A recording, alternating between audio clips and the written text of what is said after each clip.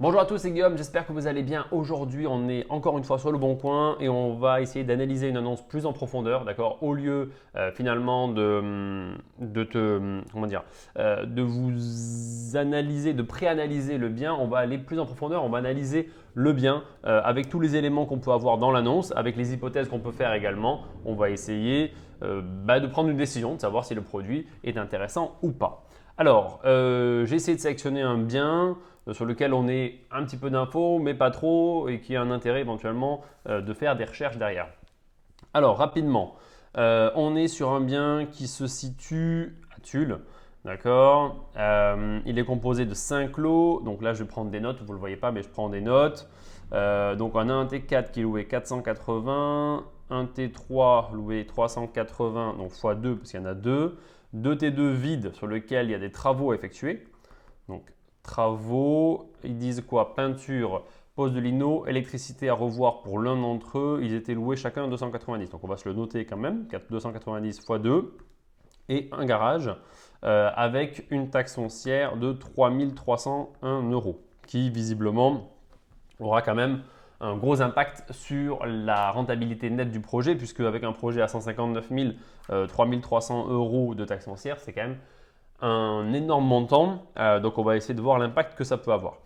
La question en fait qu'on peut se poser dès le départ pour savoir si le produit est rentable, c'est faire abstraction totalement du fait qu'il y ait des travaux, en faisant son calcul tout simplement sans travaux et en regardant la rentabilité. Si la rentabilité est toujours bonne après qu'on ait qu'on ait fait abstraction, on va dire, des travaux, on va se poser la question de qu'est-ce qu'on pourrait. Alors, deux possibilités en fait. On va se poser la question de soit quel est le montant de travaux qui nous semble être logique et donc la rentabilité, soit un calcul inverse qui consiste à dire quelle est la rentabilité mini que j'accepte dans ce secteur-là et du coup faire une règle de 3 en calculant tout simplement le montant de travaux disponible sur cette opération. Alors, on va tout d'abord calculer, on va calculer tout simplement déjà les loyers et le potentiel locatif. D'accord? Donc, hop. Voilà, donc on est à 1820 euros. On va considérer que c'est hors charge, parce qu'on n'a pas plus d'infos, mais on va considérer que c'est hors charge, même si c'est un particulier et que les particuliers ont des fois tendance à mettre plutôt charge comprise, alors que les agences mettent plutôt hors charge. Mais on va considérer néanmoins que c'est hors charge pour le calcul, vu qu'on ne sait pas trop ce qu'il pourrait y avoir dans les charges. 1820 euros, on va calculer ça x 12, ça nous fait un 21 840. Et si on y enlève la taxe foncière, ça nous fait 18 539. Donc, 18 539, on a un produit qui est à 159 000 euros. On va y rajouter, alors, 159 000 fois 1,08. Ça nous fait, donc ça c'est pour intégrer en gros les frais de notaire à peu près. Okay, on va dire 171 720 euros.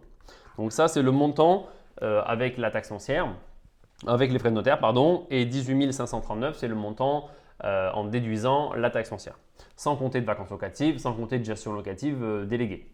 Donc, en rentabilité, sur cette opération-là, qu'est-ce qu'on va avoir? Au final, on va avoir 18 539 divisé par 171 720. Donc, on a une rentabilité de 10,79. Alors attention, 10,79, on n'est pas sur du net total puisque en effet, il n'y a pas l'intégration de l'assurance P&O, il n'y a pas l'intégration de la gestion locative, de la rotation des locataires, de vacances locatives. Et surtout, on n'a pas l'intégration des travaux. Donc là, on est sur une opération, on va considérer, on va dire à 10,69 net, mais pas net, qui n'est pas dégueu, hein, qui est plutôt bien, mais il reste des travaux à faire. Donc là, on va essayer d'estimer ces travaux rapidement et de se dire qu'est-ce qu'on pourrait avoir, à quel montant ça pourrait correspondre. Alors, on a dans deux appartes F1 bis, d'accord. On va avoir la peinture à prévoir, poste de lino, électricité à revoir dans l'un d'entre eux.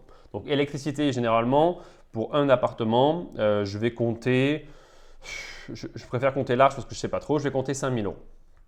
D'accord? Puisqu'il y aura sûrement le chauffage aussi qui sera à revoir.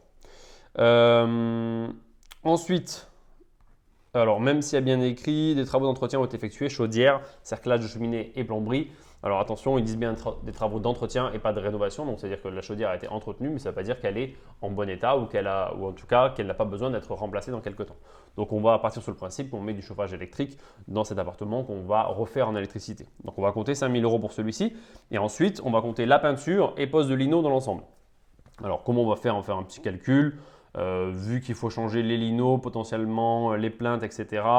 On va partir sur 45 € du mètre carré. On va compter un 30 mètres carrés, c'est un F1 bis. Donc 1350 fois 2, d'accord, puisqu'il y a 2 appartes. Et ensuite la peinture. Alors la peinture, on va partir sur 2500 € par appart fois 2, ça nous fait 5000. Donc on est à 10 000, 10 000, 10 000, 11 000, 12 000, 12 700, 12 700 € de travaux à peu près, hein, si on fait peinture, juste ça. Là, on ne compte pas le changement de cuisine éventuel et on compte rien d'autre, quoi. Voilà, c'est ça qu'il faut avoir en tête. Alors, pour vérifier ces éléments-là, on va regarder les photos un petit peu. Alors, qu'est-ce qu'on peut voir sur les photos? À part qu'elles ne sont pas très belles, la façade paraît pas trop complexe. Là, il y a un truc qui m'intrigue, c'est cette porte d'entrée. Soit c'est un rideau, soit ils ont mis une planche de bois à la place de la porte, ce qui m'inquiéterait un petit peu.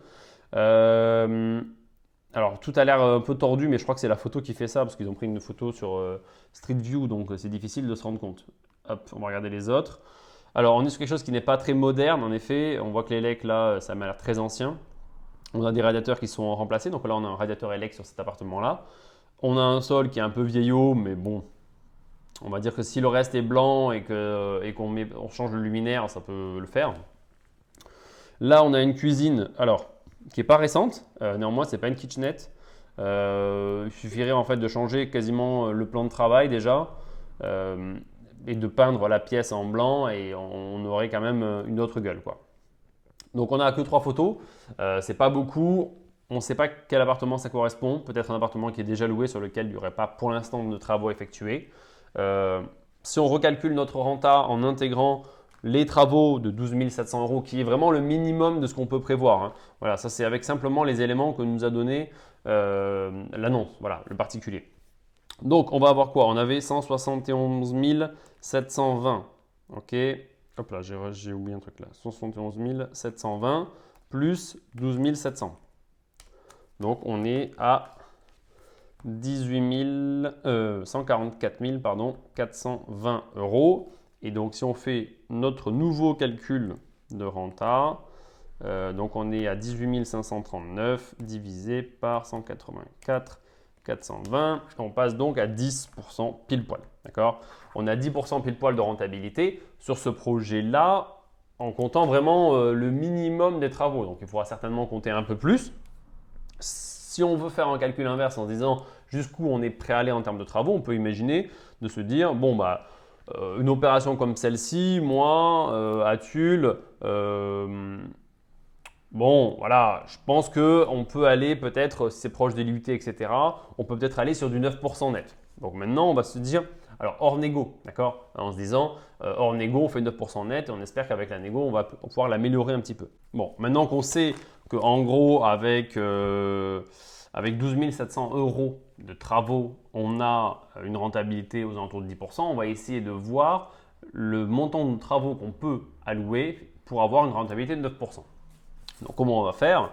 On va ressortir nos vieux souvenirs de lycée et on va faire un petit calcul tout simplement dans lequel on va faire un produit en disant ben, on a 18 539 € divisé par x plus 171 720, c'est-à-dire x étant le montant des travaux qu'on veut trouver, égal à 9%. Donc ça, c'est le calcul de la rentabilité en fait qui fait 9%. Donc l'objectif, c'est de trouver x. Okay, donc là, on va faire tous nos calculs là-dessus. On va avoir au final quelque chose comme… Hop, on va avoir… Alors attendez, je fais les calculs en même temps que vous, en espérant ne pas me tromper. 171 720 fois 0,09. Donc ça fait 15 554. 15 454. Ok, et là j'ai un 18 539 moins 15 454, hop, divisé par 0,09. ce qui nous fait 34 500, hop là, 34 277 euros. Donc en gros, on peut aller jusqu'à 34 000 euros, c'est-à-dire plus de 2 fois plus que ce que j'avais estimé. Ce qui me paraît pas forcément déconnant. Sur un produit comme celui-ci, on aurait 2 appartements, 2 F1 bis à rafraîchir et à avoir rénové, soit 17 000 euros par appart. Si on n'a vraiment pas d'autres travaux, que la toiture est OK, etc., ça peut être un produit à 9% net qui est bien, et en ayant une négo correcte, on aurait quelque chose de tout à fait confortable. Je vais juste revérifier donc mon calcul pour qu'on soit sûr que je ne dise pas de bêtises. Donc on a dit 34 727 plus 171 720, ce qui nous fait en gros 205 997. Et si je fais 18 539 divisé par 205 997, on est à 9%. Donc c'est bien ça. Voilà, ça me permet de calculer finalement dans le sens inverse le projet. Moi, c'est un projet sur lequel, honnêtement, ça me semble intéressant. Je pense qu'il faut appeler et passer à la suite. Donc, voilà comment je vais faire pour analyser une opération rapidement et me dire est-ce que je vais plus loin, est-ce que je ne vais pas plus loin cette opération. Voilà, j'espère que ce format vous a plu. Je vais essayer d'en faire d'autres avec d'autres produits, avec d'autres villes différentes, peut-être avec plus de travaux, moins de travaux, avec de la découpe, etc. Pour que vous compreniez les différents types et les différents mécanismes en fonction des projets.